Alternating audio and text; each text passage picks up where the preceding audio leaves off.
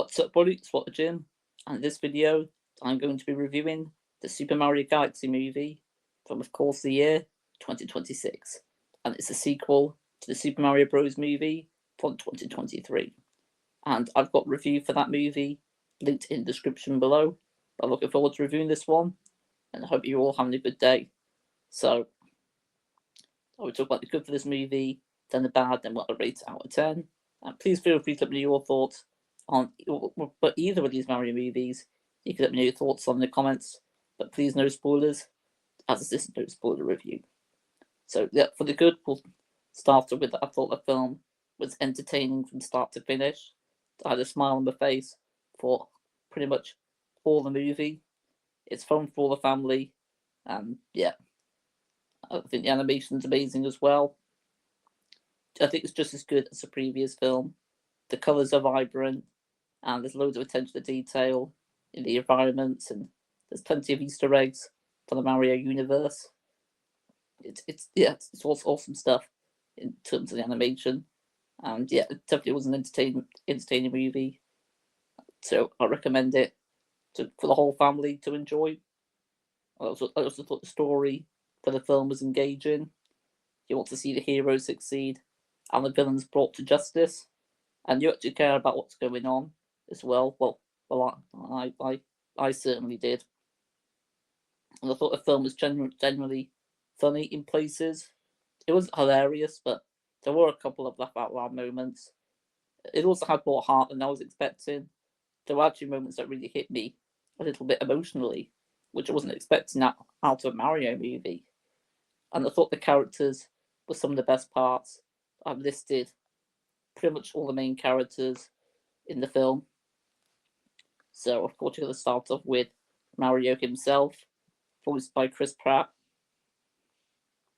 And he's likable, adventurous, and a very selfless character. He's got great chemistry with every character he comes across. You've also got his younger brother, Luigi, and he has a lot to do. He has a lot more to do in this film than he did in the previous Mario film.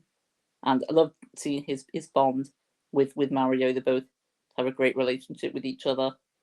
And I also want to talk about Princess Peach. I think she's tough, caring, and a great leader for the Mushroom Kingdom. And you can see why Mario might be falling for her. And I also want to talk about Rosalina, who was first introduced in the Mario Galaxy video game. And this is the first appearance in a film.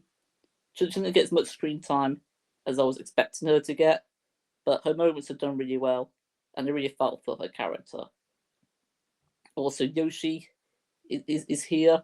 He wasn't in the first film, but he's in this one, and he's a cute, scene-stealing character you can't help but fall in love with. He's such a fun character. And also, you've got Toad. Toad's back in this one. He's funny, caring, and very loyal to Princess Peach. And you've also got Bowser, voiced by Jack Black. And I think Jack Black does a brilliant job voicing Bowser. I think he probably does the best voice acting work here.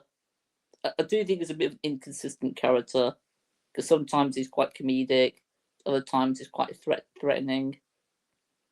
And you've also got his son, Bowser Jr., and he's a very interesting character, and he's got a very strong bond with his father. I really love those two together. And a character I wasn't expecting to see in the film was Fox McCloud. That was a surprise inclusion, because I don't recall seeing him in the trailers. It was cool. It was cool. Also, finally got Glenn Powell voiced him as well, and I could say that was a spoiler, but a lot of other people review this movie and they've talked about Fox McCloud, but it was cool to see him here. And the video game, I've not played the video game that he's from. I've not played Firefox. I think that's what it's called, Firefox. But I thought the action here was done even better than it was in the first film. It was exciting and really fun to watch. I thought the music and score was also phenomenal. It's great hearing iconic pieces from the Mario games. Yeah, I think the highlight was probably hearing music for the Mario Galaxy games. And I thought the pacing was done very well. It's very quick, which keeps the film from ever feeling boring or repetitive. I won't find a thing for the good, and that's I loved the ending for the movie. I thought it was satisfying and quite thrilling as well. It's probably, I'd say it was one of the better moments of the film was the ending for me. But I'll now touch upon the bad. I do think the film was quite predictable overall. That was the problem I had with the other Mario film. Though there were a couple of surprises, such as Fox McCloud, and I think some of the writing also could have been improved upon. Certain characters needed more screen time, and parts of the story I thought felt a little bit clunky. And I think the film also could have been 10 to 15 minutes longer. The film's just over an hour and a half, and the pace does feel a bit too fast, and maybe it does feel a little bit rushed in places. There aren't enough quieter moments for the story to breathe. So yeah, I think this film definitely could have been 10 to 15 minutes longer. And I'm going to give it the same rating as I gave the first Mario movie. Although when I reviewed it, I gave it a 7.5. But now I'm going to give the Mario Bros. Movie an 8. And that's also what I'm going to be giving the Super Mario Galaxy movie. I'm giving that an 8 as well. And it makes it quite difficult as which one of these films I prefer, because I give them both an 8 out of 10. But to me, the characters are the best part of these films, and I thought the characters were done a little bit better here. There's a better selection of characters here.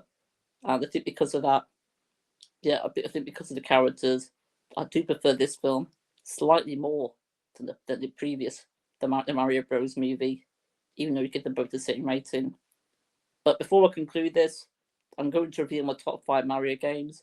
Please feel free to let me know your favourite Mario games in the comments. But this includes Mario Kart games and Mario Party games as well.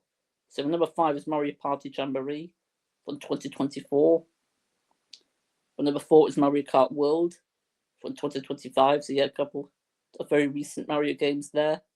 But number 3 is my favourite Mario Party game. That's Mario Party Superstars from 2021. But number 2 is Super Mario Odyssey from 2017, which used to be my favourite Mario game, but now it's my second favourite. So the one that beats it for me is the Mario game that I spent the most time with. I've got the most fun memories with playing, and that's Mario Kart 8 Deluxe from 2017. Yeah, it's one of my favourite kart races, and it's my favourite Mario game. It probably always will be. But I'll just about do it for this video. You can let me know your thoughts on Mario Galaxy in the comments below, and I appreciate you watching. I'll also appreciate it if you give this video a like, subscribe to my channel if you are new, and turn the bell notification on to get notified about my uploads. But until next time, see you later. Peace out, peace and love, and ciao.